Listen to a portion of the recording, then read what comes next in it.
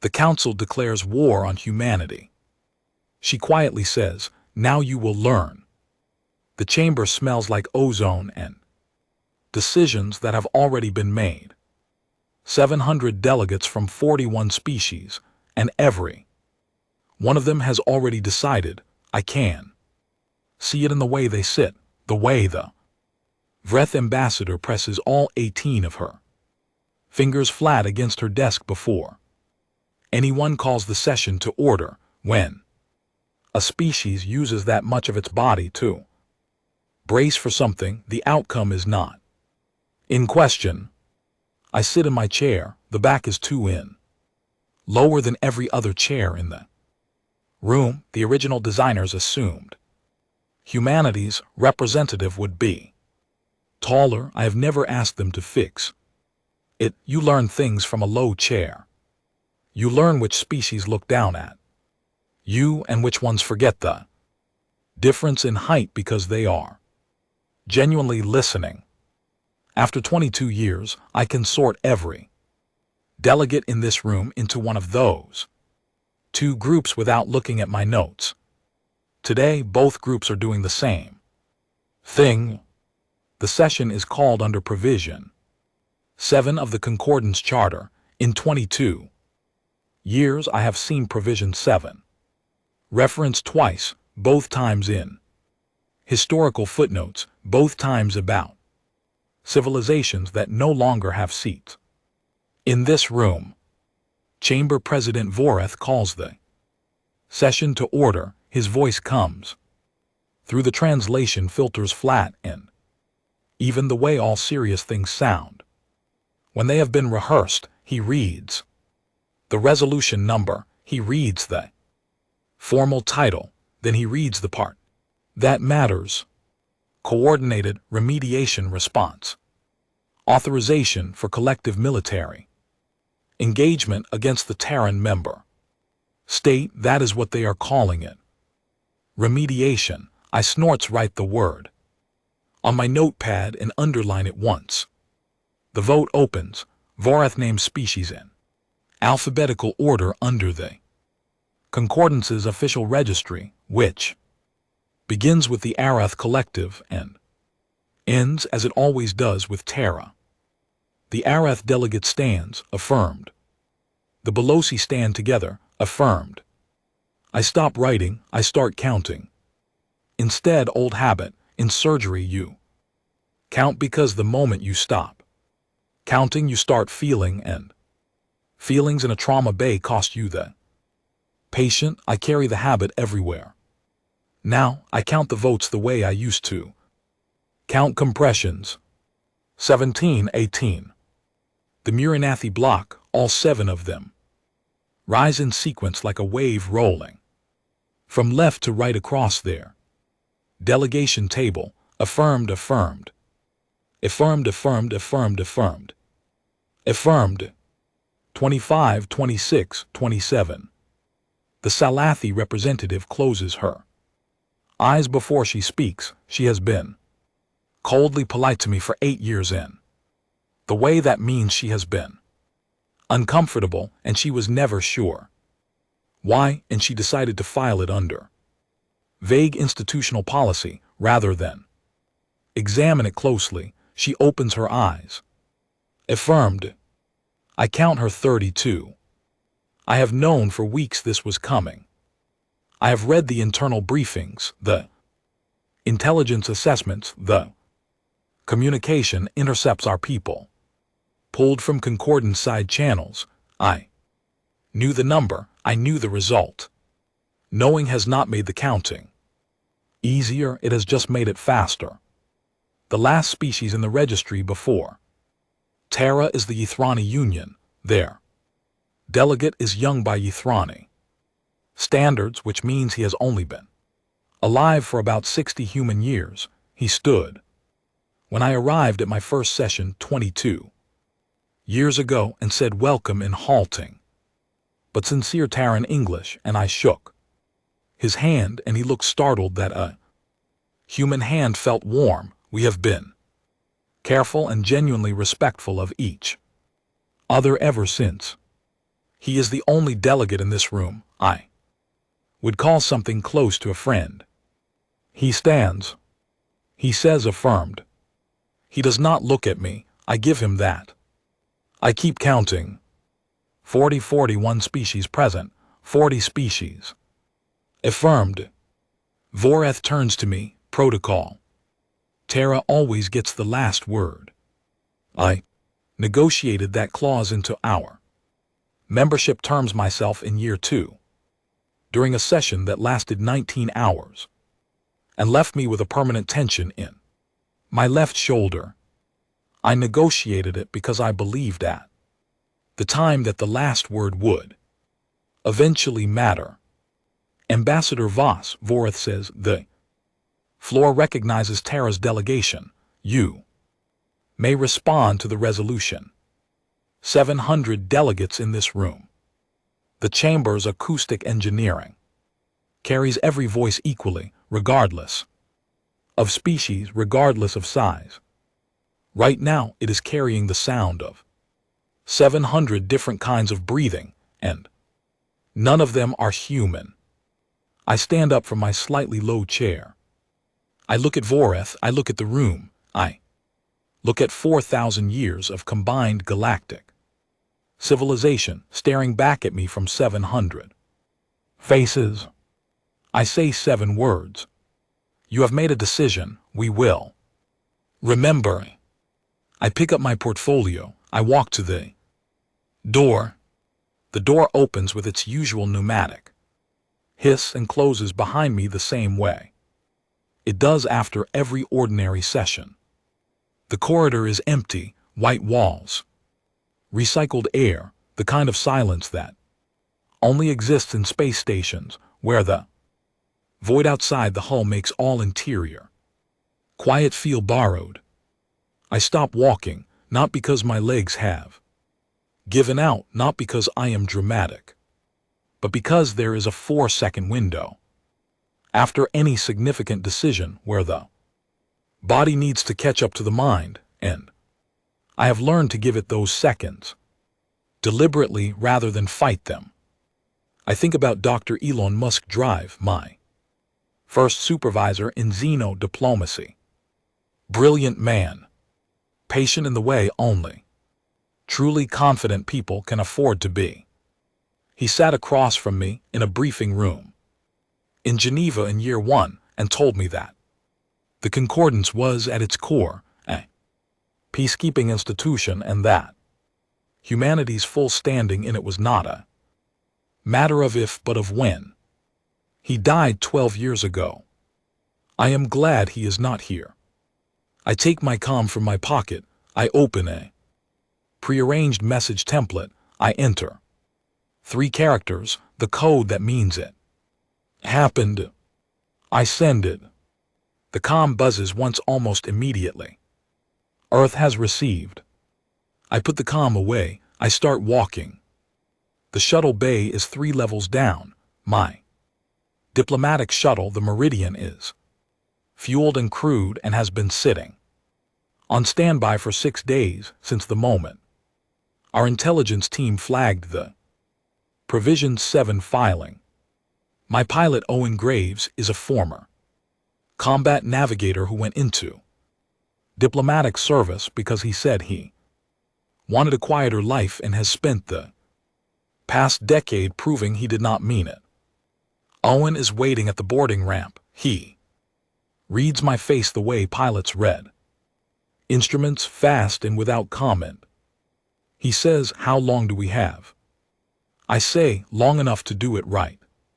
He nods once and goes back inside the ship. I follow him. The Meridian's airlock seals. The docking clamps release. Through the forward viewport I can see the station's exterior lights, the cold geometry of the concordances, administrative hub, the navigation beacons blinking their patient signals into a galaxy that has just voted to correct humanity the way you correct a miscalculation. I sit down in the passenger compartment. I open my recorder. I say, "Log Ambassador Nadia Voss Day." One of whatever we are calling this. I stop talking. I look at the recorder. For a moment, I say they did it. I turn the recorder off. I sit in the quiet of the compartment, while the Meridian pulls away from the station and points its nose toward home.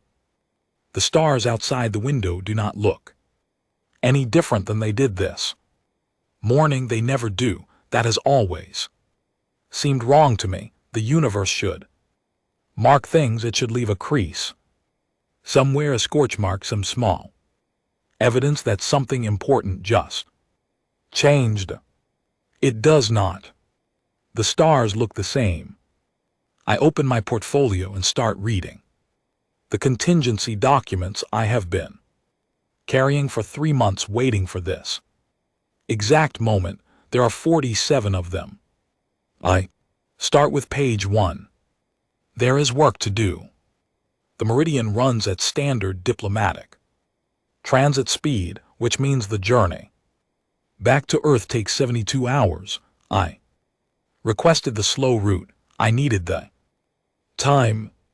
There are no other passengers, I asked.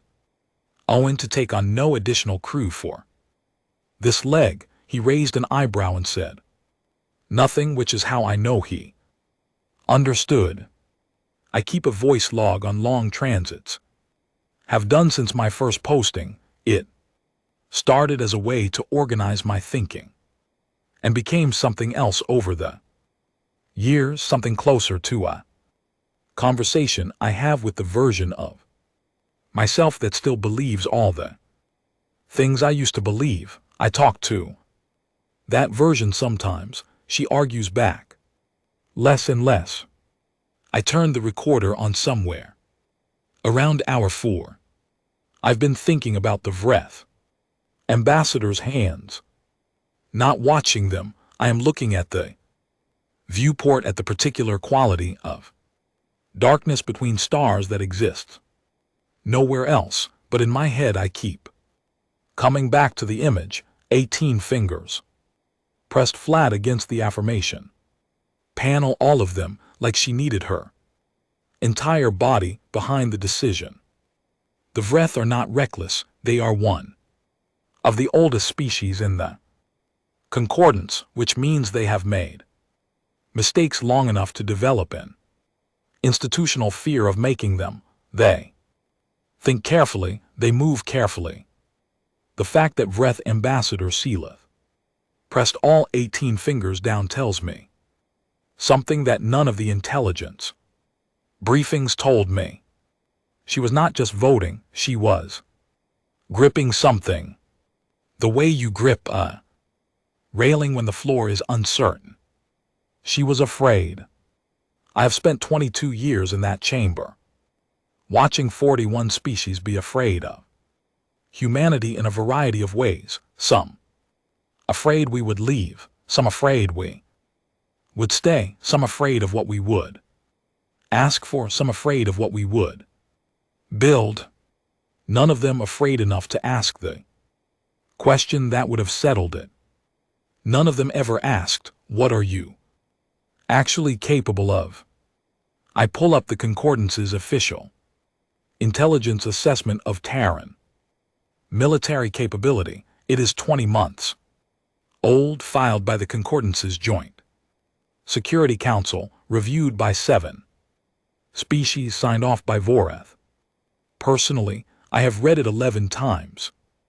It is, by the standards of galactic intelligence work, thorough.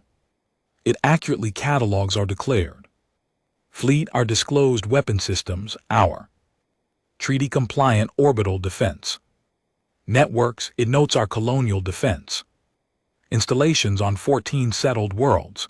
It cross-references those numbers against known manufacturing rates and projects a 12-month expansion capacity. It is thorough, and it is completely wrong. Not because the numbers are false, because the numbers are all they looked at. The Concordance's collective military has not fought a real engagement in 400 years, not a genuine one, not the kind where the outcome was uncertain and the cost was real, and the commanders went to bed every night knowing that every decision they had made that day might get people killed tomorrow. They have had border enforcement actions. They have had peacekeeping deployments. They have had 3 situations in 4 centuries that were elevated to the level of military conflict, all of which ended quickly because the concordance showed up in overwhelming force and the other party had the good sense to stop. 400 years of that teaches you something. It teaches you that the measure of military capability is the size of the force you can put in the field. Humanity learned a different lesson. For most of our history, we fought wars where the other side had comparable resources, sometimes more. We won some of those wars and lost others, and the ones we won because of things that do not show up in a capability assessment, adaptation, speed of innovation under pressure, the willingness to burn an existing strategy and build a new one in the middle of an engagement when the existing one stops working.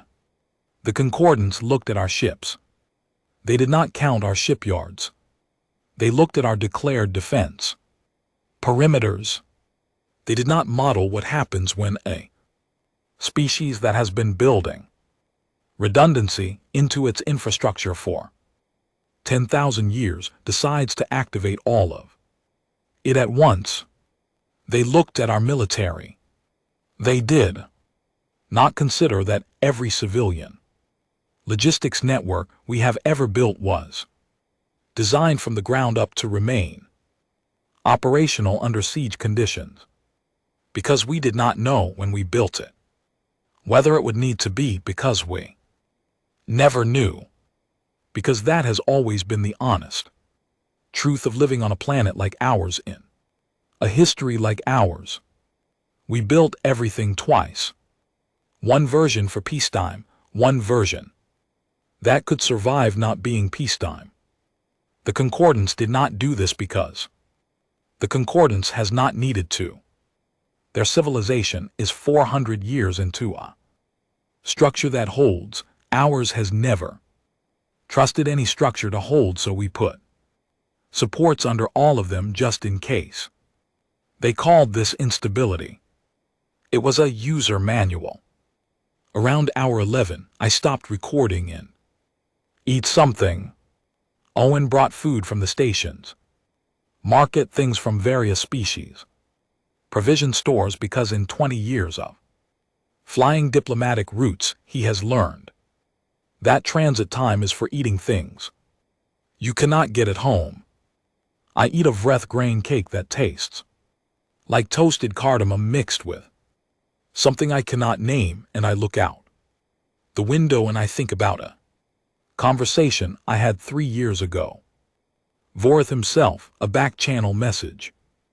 Diplomatic grade encryption, his personal identification tag on it, which meant he was not speaking for the concordance, he was speaking for himself.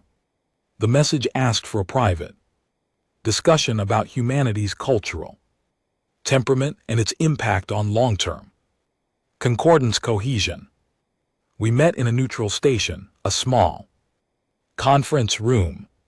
He came with no aid, which I took as either a significant gesture of trust or a very careful piece of political insulation, possibly both.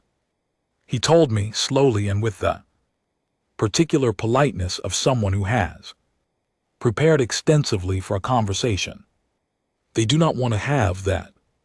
Humanity's historical pattern of internal conflict made several senior species uncomfortable with our continued membership, not our capability, our nature. The fact that we had spent so many centuries fighting ourselves. I listened to all of it without interrupting, which is a skill I had to build deliberately because I do not come by it naturally. Then I said, what would it take to address those concerns? He said, demonstrating sustained stability over a multi-decade framework. I said, we have been in the Concordance for 22 years without a single treaty violation. He said, the concern is philosophical rather than behavioral.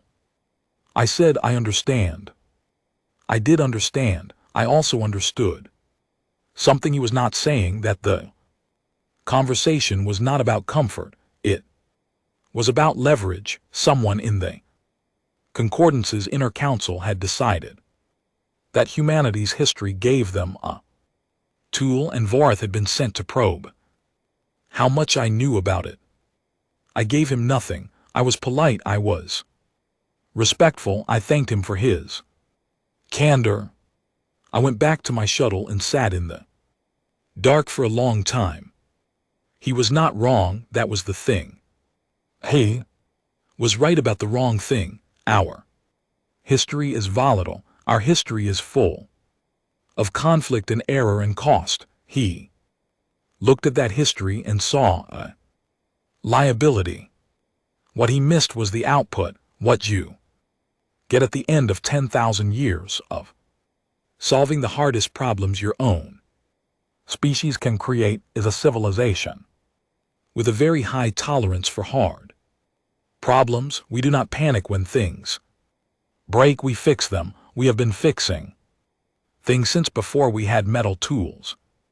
We are, if you want to be precise about it, the most experienced problem solvers in the known galaxy. That is not a weakness. That is what 400 years of uninterrupted peace cannot build.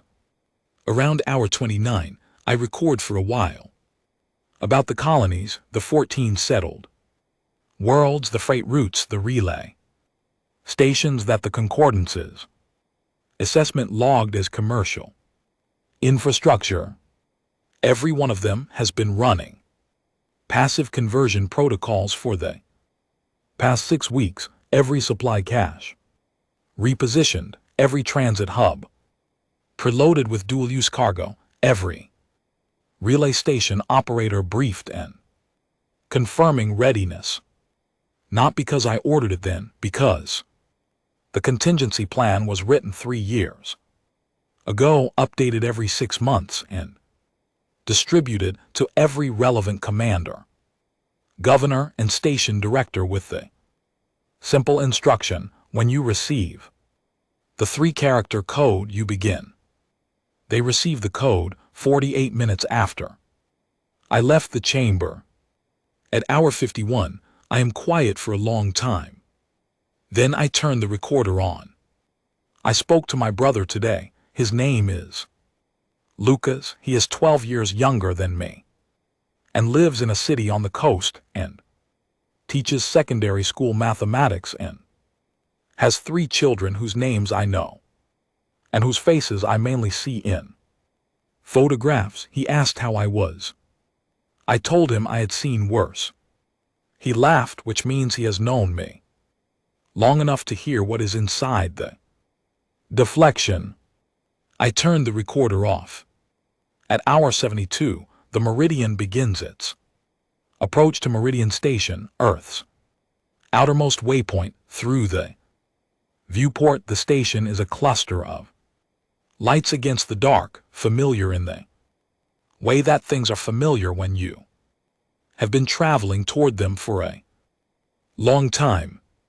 There is a shuttle docked at the main bay that I recognize, military registration, the kind that carries senior command personnel. Owen's voice comes through the cabin speaker: Admiral Lawson's people are already here. I say, I know. You want me to slow the approach? No. I close my recorder. I close my portfolio. I straighten my jacket. Admiral Kate Lawson is waiting at the end of the docking bridge. She is the kind of person who takes up exactly the space she needs, and not 1 cm more. She has her hands behind her back and her face set in the expression she uses when she needs to convey readiness. Without emotion, I have seen that expression in 3 separate briefing rooms over the past 2 years. She says we are ready. I say I know. We walk.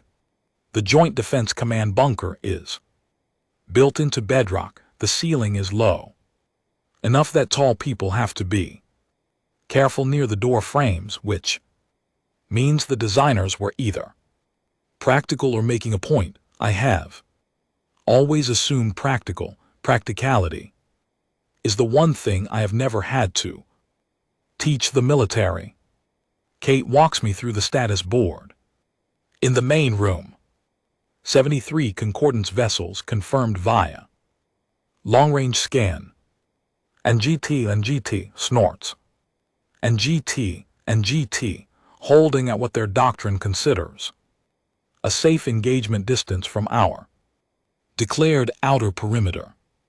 She shows me the formation, standard Concordance configuration, the kind designed to maximize visible force and minimize forward exposure. They have designed a formation optimized for being seen. I look at it for a moment. I say, when did they arrive? Kate says 14 hours ago. They have been holding position, broadcasting every 30 minutes, standard cessation, demand on all frequencies, stand down, surrender and cooperate with remediation protocols. I pull a chair back from the nearest console and sit down. The chair is the right height. I notice this the way you notice small things when the large ones are too large. In our response, Kate says nothing. She looks at the board. That is the answer. Our response has been 48 hours of ships that have been running dark for 6 weeks, moving into final position. Our response is every colony relay station completing its conversion. Our response is the most disciplined collective action a military can execute, which is the action of doing nothing visible while doing everything necessary. Our response is a box. The Concordance fleet is sitting inside a prepared engagement zone, and they do not know it because they looked at our declared defense perimeter, and they did not look at everything else we have in range. Owen Graves, who has come down from the shuttle bay because he said he needed coffee and because I know he wanted to see this, pours himself a cup at the side table and leans against the wall. He says nothing. He looks at the tactical board with the expression of a man reading a weather forecast he wrote himself. The young analyst at the main console turns in his chair. His name is Ben Howell. And GT snorts. And GT. He is 23 years old, first deployment in a command facility, and he has the kind of alertness that comes from not having been through enough yet to know which things to be calm about. He says, "Ma'am, we are approaching the confirmation window." I say I know. Kate says, ready to initiate contact. I say, send the advisory. Ben turns back to his console. He types. He checks, he sends.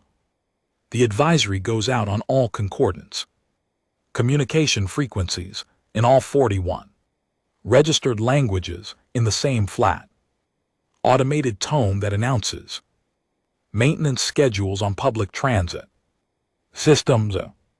Concordance vessels are currently occupying a designated engagement envelope for the safety of all crew.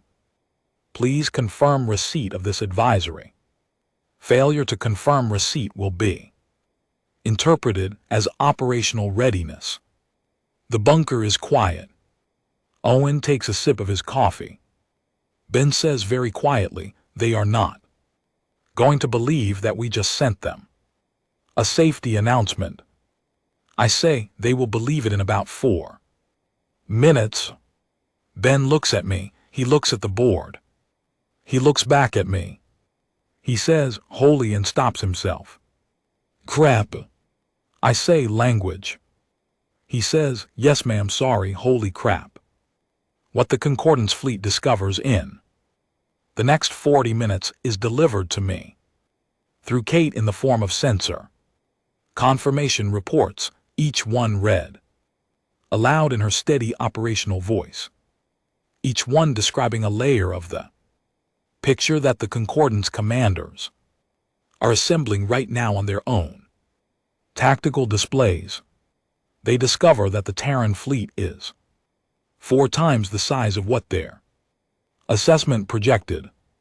They discover that the dark running ships they did not detect have been holding position for 6 weeks. They discover that the commercial freight hubs, the relay stations, the colonial defense platforms they assessed as civilian infrastructure have converted to active military posture. They discover that what looked like a defensive perimeter from the outside is a fully enclosed engagement zone from the inside. They are not at the edge of our defense. They are in the middle of it. Kate says they are attempting to reformat their formation. I say, "How long to full retreat?" Posture. Kate says 40 minutes if they move carefully, 20 if they move badly. I say they will move badly. They do. The first exchange comes in clean and numeric inside the bunker. No sound, no image, just data flowing across screens in the COM-specific language of military reporting, ship identification, codes, vector data, energy discharge, confirmation, damage assessment hours. And theirs. Kate reads them. I listen. I do not watch the screens. I watch Kate's face, because Kate's face tells me what the numbers mean in terms of how the people running those ships are doing, and that is the translation I need. The engagement lasts 4 hours. Our losses, 11 ships, 43 crew members. Confirmed dead, 9 missing.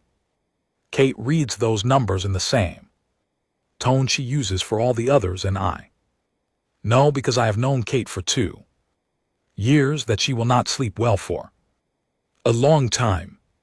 At the end of the first engagement, the Concordance fleet has retreated to a distance outside our confirmed operational range. They are regrouping. Their communication channels are active and busy in ways our listening systems can detect even without decoding the content. Ben Howell brings me a status summary. Print out a full page of information that I fold once without reading and put in my jacket pocket. He looks at me with the expression of someone who is processing what has just happened in real time and does not have a framework for it yet. He is 23. He will build the framework. That is what 23-year-olds do with things. They survived. I tell him, "Good work today." He says, "I just sent a message, ma'am," and said a bad word. I say the message mattered. He nods. He goes back to his console. I ask Kate for a side room. She gives me one. It is small, a repurposed storage space, chairs that were clearly designed for something other than people. I sit in one. I take out the printout from my pocket and unfold it. I turn it over. On the back I write the names, all 43. I have memorized them already from the report because I have always memorized them. I write them because writing them does something that remembering them cannot. There is a name about halfway down the list, a young man from Krakow, 26 years old. His file photo is from the academy. He is grinning at something off camera. I stare at that name. I fold the paper again. I put it back in my pocket. I sit in the side room for 3 minutes and 30 seconds. Then I stand up and go back out. Kate is waiting in the corridor. She says the Vreth are requesting a ceasefire communication channel. I say no. She waits. I say not yet. They have not learned enough yet. Kate looks at me for a moment in the way people look at me when they are trying to determine what the silence means. They have been trying to determine this. For 22 years, I have not helped them. And I am not going to start now. I walk back to the command room. Owen is still there, standing against the wall with his empty coffee cup. He looks at me when I come in. He says, "Nothing, neither do I." That is and has always been the thing I appreciate most about Owen Graves. He knows when the room needs someone to say something and when it just needs someone to stand in it. He stands in it. I sit down at the console and begin reading the strategic assessment for the next phase. There is more work to do. There is always more work to do. The Concordance did not expect month 2. Their operational doctrine, which our intelligence team had fully mapped by the 3rd week of the conflict, was built around a 3 to 6 week engagement model. The assumption was that visible, superior force applied at scale would produce a political decision point for humanity within that window. Either we would negotiate a settlement, or internal division would fracture our coordination, or the economic cost of sustained military footing would make the political cost of continued resistance higher than the cost of stopping. 3 assumptions, each one built on what the Concordance knew about every other conflict it had managed in 400 years. Each one built on a model that did not include us.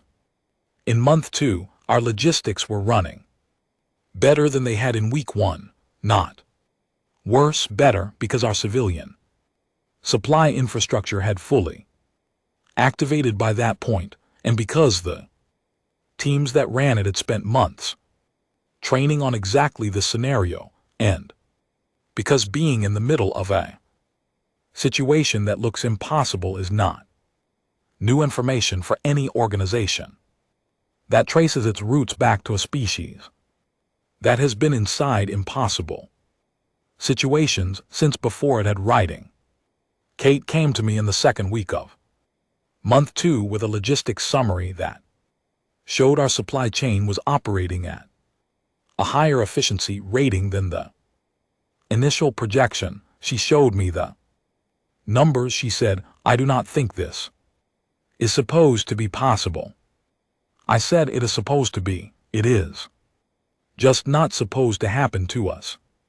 She looked at the numbers again and then filed the report without further comment, which is her version of agreement. The Concordance changed tactics 4 times in the first 2 months. Standard doctrine rotation, moving through their established playbook of combined engagement strategies. Each time they gave themselves between 3 and 5 days to assess the Terran response before committing to the next phase. Each time our counter-response was live within 72 hours. Not because our technology was superior. In some categories, theirs was better. Not because our commanders were more experienced. Several of the Concordance's senior military leaders had more years of service than our entire Joint Defense Command had existed. Our commanders were solving new problems. The Concordance's commanders were solving old ones with new variables. Those are not the same task. Solving a new problem requires the willingness to throw out the framework You started with and build a new one. Under pressure in real time with incomplete information. Every human commander in our joint Defense Command had trained for exactly that, because every human military institution in existence trains for exactly that, because we have never in our entire history been able to rely on the assumption that what worked before would work again. This is the thing that is very hard to explain to a species that has not lived it. Difficulty over a long enough time stops being a disadvantage. It becomes a skill set. The skill set is not glamorous. It does not produce elegant doctrine or beautiful formations. It produces the ability to find a way through a situation that has no precedent, which is worth more than either of those things when the situation without precedent is the one you are actually in. Month 3, the Concordance ran 7 consecutive days of high-intensity engagement trying to isolate and neutralize our mobile command capability. They had correctly identified that our decentralized command structure was a primary strategic asset. They were right. What they could not model was how decentralized we were actually willing to go. We had practiced command continuity drills that assumed the loss of 60% of senior command personnel. The Concordance assessed that losing 30% would produce coordination failure. Both assessments were accurate. We ran the conflict with 63% of our original command structure intact for 2 weeks in month 3. It was difficult. It was not impossible. Month 4 was the month I started talking to individual species, not the Concordance as a block, not through official Concordance channels, where every communication was reviewed by the Security Council and filtered through 400 years of collective institutional interest. Individual species on their own diplomatic frequencies, through back channels that I had spent 22 years sitting in that chamber, building one carefully cultivated relationship at a time. The Arath Collective was the first. I had known their chief diplomatic officer for 11 years. His name was Drevin, and he had a dry, precise sense of humor that expressed itself entirely through a specific set of facial movements that Arath used for social signaling, which means his jokes were invisible to every species in the Concordance except the ones who had been paying close attention for a long time. I had been paying attention for 11 years. I sent him a message, personal, frequency, encrypted, not at military grade. I told him what this war was costing the Arath Collective specifically, not in the abstract specifically, their trade route disruptions, their export markets, the specific economic agreements they had entered into with Terran commercial partners that were currently suspended, costing them between 9 and 12% of their annual trade revenue. I told him what a separate peace would look like, not surrender, not defection. A bilateral cessation, formally registered under the Concordance's own emergency treaty provisions, Article 17, which had been included in the original charter to protect smaller member states from being drawn into extended engagements that were not in their direct interest. Article 17 was written precisely for this situation. Drevin's response came within 6 hours. It was 12 words long. It said, "Let me speak with my government and we will talk again." The Arath Collective withdrew from the military coalition in the 3rd week of month 4. They cited internal treaty obligations and the provisions of Article 17. The Concordance's Security Council released a formal statement expressing their disappointment. The statement was carefully worded to avoid direct censure, because direct censure would have required another supermajority vote, and Voreth, who knew how to count as well as I did, could see the math moving. 3 more species withdrew before the end of month 4. 2 more in month 5. By month 6, the coalition was 17 species. I was working 16-hour days in the command bunker and spending most of my non-operational hours sending messages.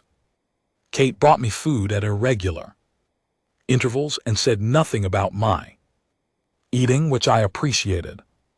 Ben Howell, who had by this point become something between a junior analyst and an informal assistant, pre-sorted my incoming communications by priority and presented them to me in a single daily briefing that he delivered with the calm efficiency of someone who had grown up considerably in 4 months.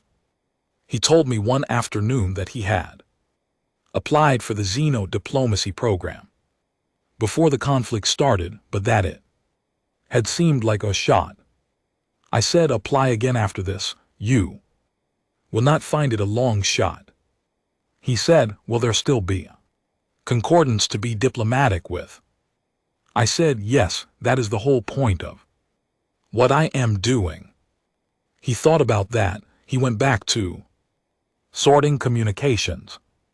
Month 7, the Solace Collective opened an informal communication channel, not through their official diplomatic office, through their Commercial Trade Bureau, which is technically a separate governmental entity and which is therefore technically not violating their concordance military coalition commitments by initiating contact.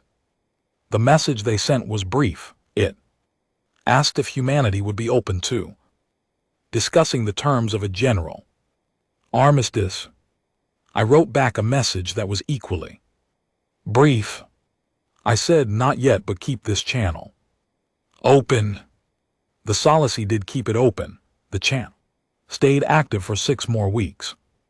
In month 8, the Concordance coalition reached 9 species. In month 9, Voreth called me. Not through official channels, not through the Concordance's diplomatic communication bureau, on my personal The code he used to initiate the call was the same one he had used 3 years ago, when he had asked for a private meeting about humanity's cultural temperament. I accepted the call. He looked smaller than I had ever seen him. It was not a physical change. It was something behind the eyes, in the way a face carries weight when the weight has been there long enough to change the structure of how it is held. Voreth was an old diplomat from an old species, and he had spent 400 years being one of the most senior people in the most powerful political body in the known galaxy. He did not know what to do with being wrong at this scale. He had not been wrong in this way before. He tried to speak 3 times. Each time something stopped him, not emotion. Something more specific than emotion. The particular difficulty of saying out loud a thing that once said becomes a fact in a way it was not before. I let him try. I did not help him. When he finally found his way into a sentence, it came out sideways. He said that the Concordance felt it had perhaps mischaracterized certain aspects of the situation. He said that the projections had not accounted for some variables. He said that there might be a framework for discussion, each sentence landing softer than the one before it. I watched him carefully. I thought about a chamber with 700 seats, and a slightly low chair and a vote that had rolled from one end of an alphabetical registry to the other like a wave that had already decided where it was going. I thought about a paper in my jacket pocket with 43 names on it. I thought about Dr. Elon Muskrat, who had believed in this institution. Then I spoke quietly, the way I always speak when the thing I am saying needs to carry weight without volume. I said, Delegate Vorath, you declared war on a species that survived its own planet for 200,000 years before it met yours. You looked at the record of that survival and you counted what looked like disorder. You forgot to count what that disorder produced. He looked at me. I said, we did not fail to be what you hoped we were. You failed to see what we actually are, a species that has solved every impossible problem it has ever faced and is still here, still building, still seated in your chamber, because that is what we do with impossible problems. We solve them. We have been doing it since before you had interstellar travel. Pause long enough to be deliberate. Now you will learn. I ended the call. I sat in my office in the command bunker. The recycled air hummed through the vents somewhere down the corridor. Someone was running a status report. The sounds of a facility that had been running for 9 months on the particular fuel of people who had committed to something and were not done. I reached into my jacket pocket and took out the folded paper. I did not unfold it, I just held it. I sat there for a long time. I turned on the recorder. I said, when I was in surgery before all this, there was a thing that happened in the trauma bay. Sometimes you would lose someone and you would go completely still inside, and then you would go back in and save the next one, and the stillness was what made it possible. You could not shake it loose. It was load-bearing.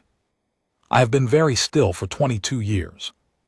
I am very tired. I turned the recorder off. The armistice was signed 14 months after the vote. Not in a ceremony. There was no ceremony. Not at first. There was a document, 47 pages, transmitted simultaneously to all remaining Concordance Coalition members through the Joint Diplomatic Communication Bureau on a Tuesday morning, Earth Standard Time. Vorath received his copy at what would have been in his species' biological rhythm, the equivalent of very early morning. I had calculated that deliberately. I had been told that the Caith cognitive processing runs slower in the first 2 hours after waking. Not significantly, but enough that reading a 47-page document in those 2 hours means you receive it differently than you would fully alert.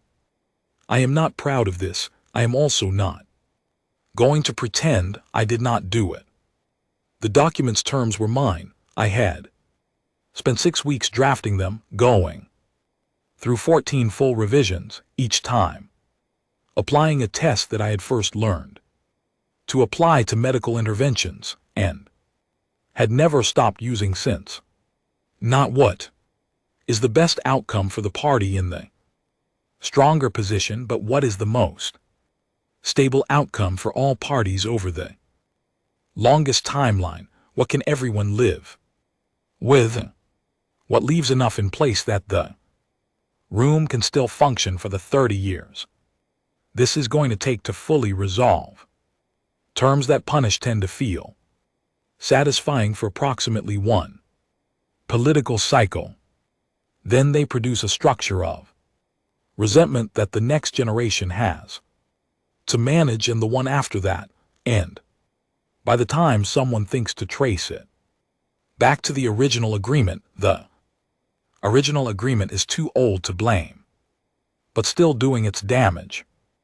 I had read enough history to know that The terms gave humanity full security. Council standing, a rebuilt diplomat. Framework with revised mutual rights and obligations, and a formal review of the Concordance's membership assessment. Criteria that had assigned us our slightly low chair in the first place. The terms gave the Concordance a path to rebuild without requiring them to fully dismantle. The terms were written by someone who still needed that institution to function after she was done writing them. Voreth signed them. Seleth of the Vreth signed them. I watched her on the live transmission feed press her fingers to the signature panel, not all 18 this time, just her primary signing fingers, the gesture of a decision made with the mind rather than the body. I signed them last, Protocol Terra. Always last. My hand was steady. I noticed it being steady the way you notice things that are not remarkable but feel like they should be. Kate was standing behind me when I signed. She put a hand on my shoulder. For a moment after I set the stylus down, she did not say anything. She did not need to. Owen, somewhere in the facility, presumably made coffee.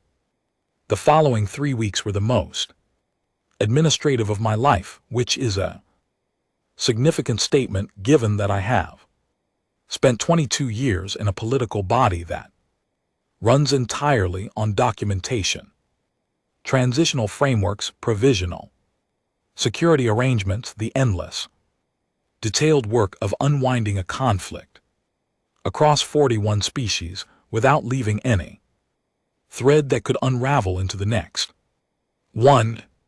Ben Howell worked with me for 16-hour stretches through most of it. He had become, over 14 months, exactly the kind of person that impossible situations produce when the person inside them has the right foundation, precise, calm, capable of moving fast without becoming careless. He caught 2 errors in the transitional documents that would have created ambiguities in the Cologne defense disengagement timeline. Both errors were mine. He brought them to me without any performance of that fact, just set the documents on my desk with the relevant sections marked and waited for my response. I said, "Good catch." He said, "Thank you, ma'am." I said, "Stop calling me ma'am." He thought about it and said, "I will work on it." He did not work on it. He still calls me ma'am. I have stopped correcting him. The new Concordance chamber opened 6 months after the armistice. Not a new physical chamber, the same building, the same 700 seats, but the Security Council configuration has been redesigned, and the redesign includes a new seat at the inner council table. The seat is labeled on the official registry with TERA's designation code. I walk in on the first day of the new session. The chair is the right height. I sit in it and I do not look at it. I look at the chamber, 700 seats, 41 species, the acoustic engineering that carries every voice equally regardless of anatomy, all the same as it has always been, all of it slightly different in a way that does not show up in the physical details. The Ythrani delegate, my closest approximation of a friend in this room, is in his usual seat. He nods when I enter. I nod back. We will have a formal conversation later. Neither of us will mention the fact that he voted affirmed. Neither of us will need to. Voreth is no longer chamber president. This was his choice, formally submitted as a voluntary transition of administrative responsibility. The Cathar do not do public humiliation, they do private recalibration. I respect this more than I would respect a public performance of accountability that changed nothing. Underneath, the new chamber president is a Salasi delegate named Riva Teal. She is young for the role by Salasi standards. She runs a tight session and has no patience for procedural theater, which means she and I are going to get along reasonably well. The first post-armistice plenary session is primarily administrative. Transitional confirmations, formal. Registration of the new council. Configuration, the standard orientation. Material for revised procedures, moves through it efficiently. The room adjusts to her tempo. I watch the room adjust. This is the thing that 22 years in a diplomatic chamber teaches you. The room is always the same room, and it is never the same room. The walls do not change. The people inside them do. The relationships between those people shift and settle like tectonic weight, slowly and continuously, and the work of diplomacy is mostly the work of tracking those shifts and adjusting what you say, and when and how and to whom. I have been tracking these shifts for 22 years. I will be tracking them until I stop. After the session, there is a reception. Because there is always a reception. Diplomatic culture across 41 species has one universal constant, which is that formal occasions are followed by rooms full of food and the kind of conversation that is too careful to be genuine and too necessary to skip. I stand near the viewport which looks out at the station's exterior structure, and beyond it at a small sector of the galaxy that looks from this angle like it has never had anything happen in it. A young woman finds me there. She introduced herself earlier as the newest addition to the Terran diplomatic delegation staff. Her name is Claire Doyle. She is 26, fresh out of the Xene diplomacy program, and she has that particular brightness that people have when they are still in the phase of their career where everything is new information. She asks, what was it like being the only human in the room for 22 years? I have been asked variations of this question many times by journalists, by historians, by people writing assessments of the conflict and its diplomatic architecture, by Lucas once, on a call that lasted 3 hours and still did not fully answer it. I think about the breath ambassador's 18 fingers pressed flat. I think about a piece of folded paper in my jacket pocket that I have been carrying for 9 months. I think about a young man from Crack who had a commendation in tactical navigation and was grinning at something off camera in a photo his file was never going to update. I think about what it feels like to spend 22 years being the smallest chair in the room and knowing the whole time that the people who put you in it were calculating how little they needed to offer you and calling it a diplomatic relationship. I look at Claire Doyle, who has her whole career ahead of her and who is going to sit in rooms I built access to and is never going to fully understand what it took to build them, because if she understood, I would have failed, because the whole point was to make the after look normal. I say educational. She nods and smiles and drifts toward the refreshment table, already scanning the room for her next conversation, the way young diplomats do when they are learning that a room like this one is built of conversations, not furniture. I turn back to the viewport. I stand there for a while. I think about what comes next, not the specific things, not the policy items and bilateral conversations and long procedural sessions that will fill the next decade, the shape of it, the fact that it goes on, that there is an after. And the after has work in it, and the work matters. This is the part I could not have told you about on the day of the vote. Day of the vote, I knew the math. I knew what humanity was capable of and what the concordance was not accounting for, and how the arithmetic of attrition would resolve over time. I had been running those numbers for years. I was confident in them. What I did not know was what it would feel like to be on the other side of it.